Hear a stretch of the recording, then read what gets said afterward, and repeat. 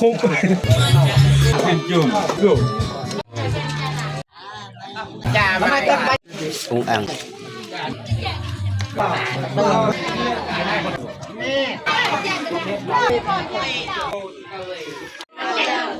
อย่าลืมกดไลค์กดแชร์และกดติดตามเด้อพี่น้อง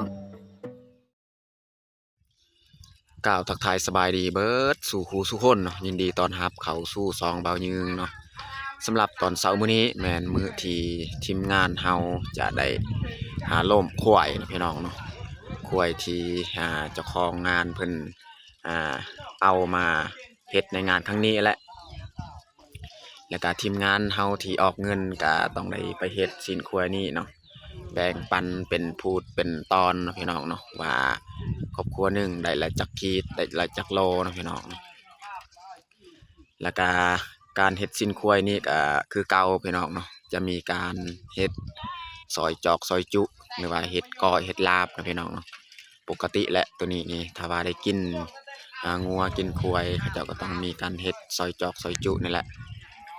ตอนนี้ก็บรรยากาศยามเช้าๆพี่น้องเนาะเมฆหมอกนี่ยังบ่ทันขึ้นเนาะพูดแหละพี่น้องนอนพูดปิดเพื่อนลังใหญ่ๆนี่บอนเขาเจ้าเฮ็ดซีนควายเนาะโอเคมีแต่ทุกคนไปติดตามเบิ่งติดตามชมกับพวกเฮาได้ยาวๆเลย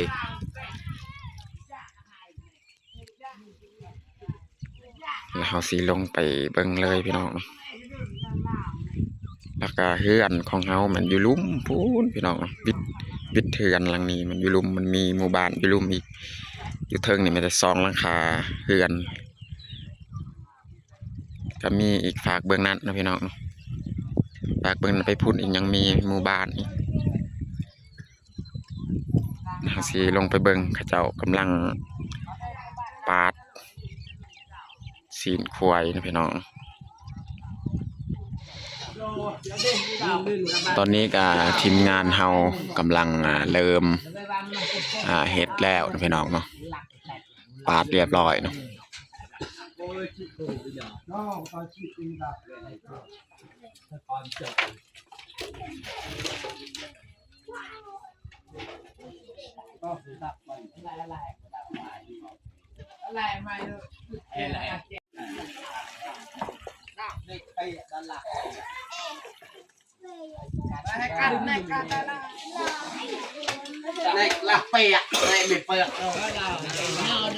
ขั่วมะพริกพี่น้องตำแจ่วตำจุใส่ก้อยใส่ลาบใส่แจ่วมะเพี้ย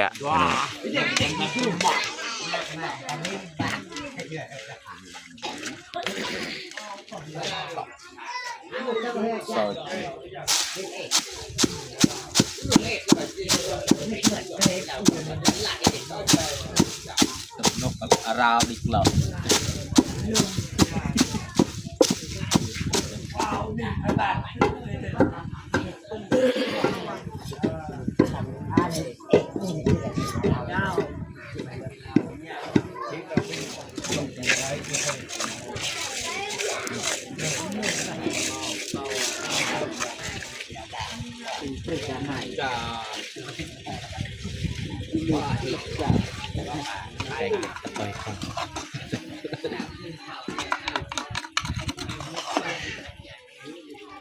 รองตะกะสาย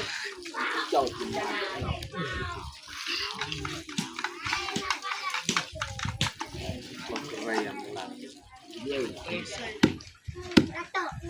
ำข้าวคั่วน้อง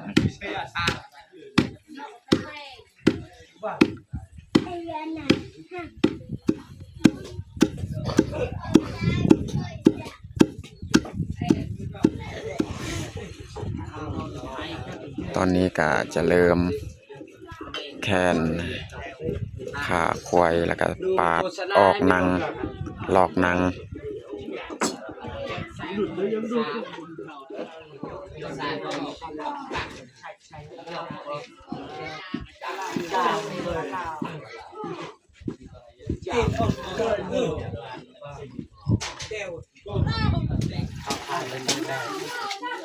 น้ำหนักโบน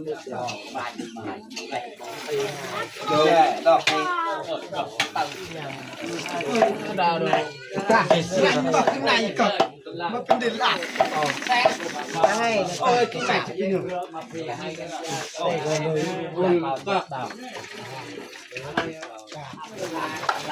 เพื่อให้มันทำไหล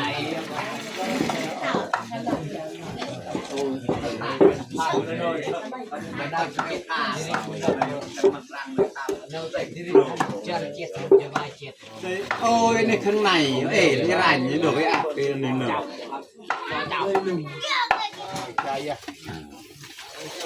เล่ละชิดอันนี้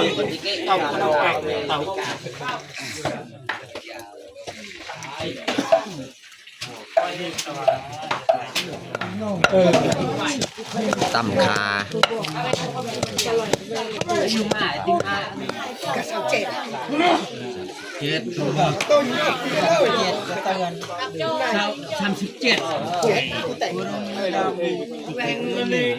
จะนำลังไม่ได้ก็ไม่ใช่เลยเข้าป่า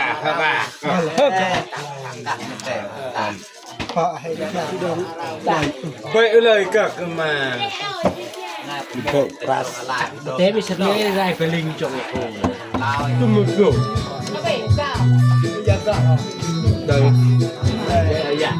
กุ้งแจวใส่น้ำเพียน้ำดีและใส่บอลเดียวและน้ำข้นเลยเนี่ยแก่น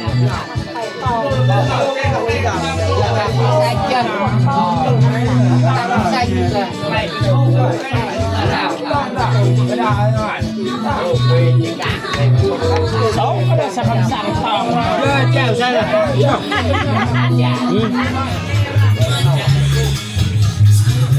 ต่ออะไรหมดจุ่ม เดี๋ยวดินอะไรจุ่ม กุ้งอังหลับดาว มาละเอ้ลูกน้องอาบะเต่าเรือเต่า เต้าหมูซาเลยปัญญาจะได้หนึ่ง กินได้เดี๋ยวเอาเนี่ยไล่สิพ่อบอกตัวกินได้แต่ปลาเด็ดจ้าให้ไม่จ่าเขาดูจ่าเกินแล้วนกละใช่จุกไอ้ยังกว่าเฮ้ยทางกว่าเต็มต้องเต็มเลยไม่ได้ไอ้ตั้งใส่ดูดิเขาว่าไม่ใช่ใช่เรื่องนี้ได้กินกันไปได้ไปให้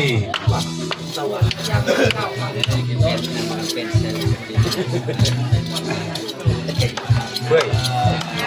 อาจารย์ไม่ต้องปัญญาให้อะไรกันญาว่าไม่จ่าว่าไม่จ่ามึงนี่ก็ไม่จ่าหน่าปู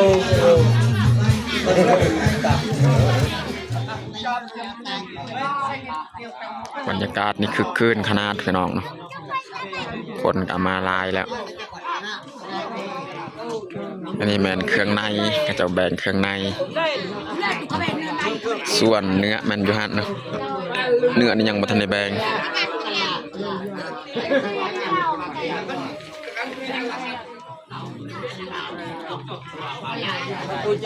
ดีปลาหักเลยไอ้พริกมึง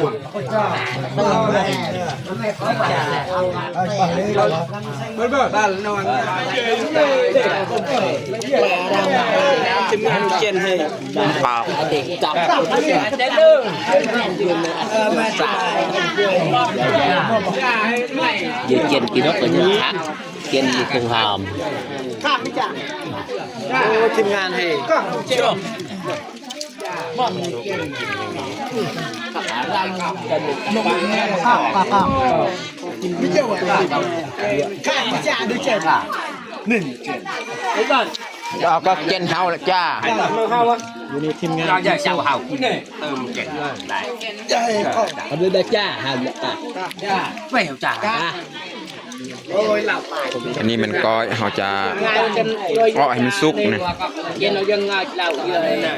ส่วนทีมงานพวกนี้นี่กินดิบ ทีมงานเฮานี่กินซุปพี่น้อง ผักรอดบ้านที่นี่ยังผักหนึ่งผักสามบ้านแค่ผัก เฮ้ยใจเย็นนิดนึงไม่เงินเราจกอกไปบอล กินเยอะกัน ตอนนี้กำลังย้ายเครื่องในให้แต่ละครอบครัวออกมาหับเอา ใช่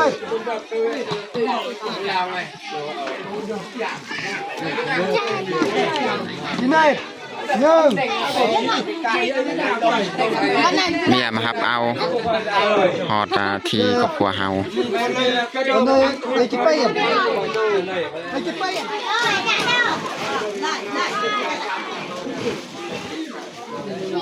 ไม่กลับว่าไปเถอะเป็นไงจ้ะ เราเจอไหน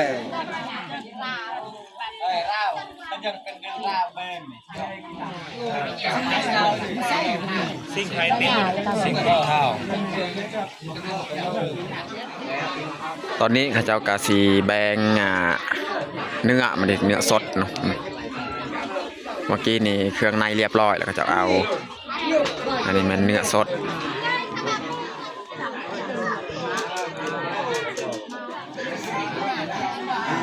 ปลาต้มเครื่องในอันนี้มันต้มเครื่องในแต่ว่าเขาแบ่งไปแล้วครึ่งหนึงอันนี้ต้มอีกหม้อหนึง น้องยังจบเลย ยังไงสั่งเปล่าโอ้ยนี่โลนึงไอ้ตะแกรงนี่ไง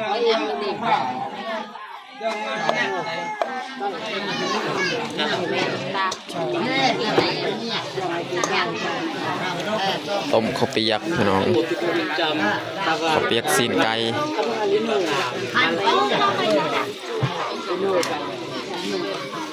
Kalau jadi kemau terus ni, yang punya nampak. Cái đào này, cái đào gà này xây dựng mà cái đào này plak.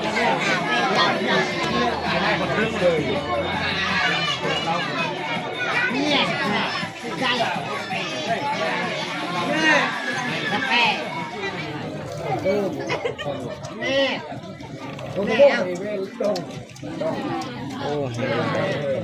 ตอนนี้ไงหล่นยนต์มา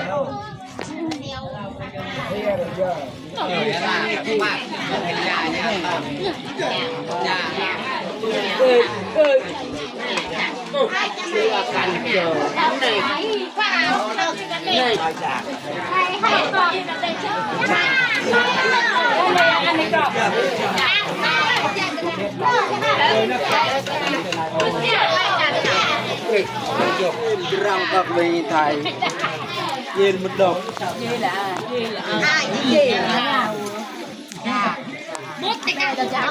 Có nhà lưng chứ hả?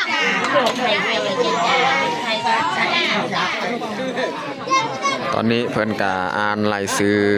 แต่ละครอบครัวออกมาฮับซีน ใช่เย้กินเปิ้ล นี่ผู้นางอ่าน เอ้ยเล่าอย่างไร รายชื่อแต่ละครอบครัวแล้วก็มาเอา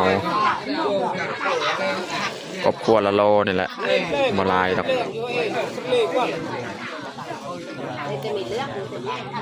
เจ้ากี่เจ้าไอ้กี่เป็นจะเอาครอบครัวเฮาบัดสำนีแหละตอนนี้เพิ่นกำลังสีแบงเครื่องในใส่ถ้วยแต่ละครอบครัว ไม่ต้องโต๊ะโอ้โทรหาเลยบุญปีใหม่กับมาครับ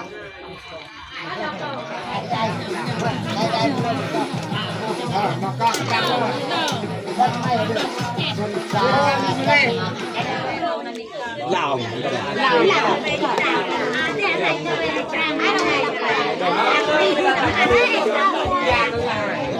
ที่เขาตั้งให้ได้เขาเต็มปาก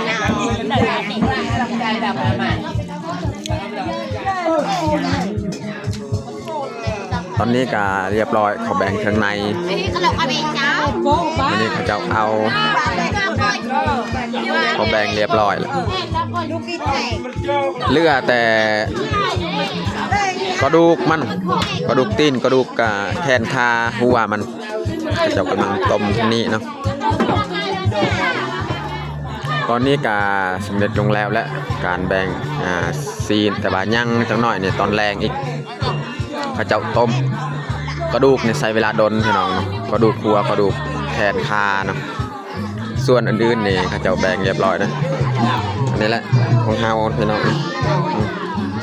ในถุงยางในแมนเครื่องในแล้วก็ในกระคุนเนื้อมันแต่เฮาสิกับเพื่อนของเฮาแล้วจึงมาเอาตอนแรกจะหน่อยพุ่นแหละเขากำลังตัดกระดูกแขนขาหัวมันยังอีกประมาณ2 หม้อเราถ่าตอนแรงพุ่นแหละเขาต้มซุปแล้วจึงมาขึ้นเอาตอนนี้เขากะสีกับเพราะว่าบ้านเฮาพูดพี่น้องอยู่ลุ่ม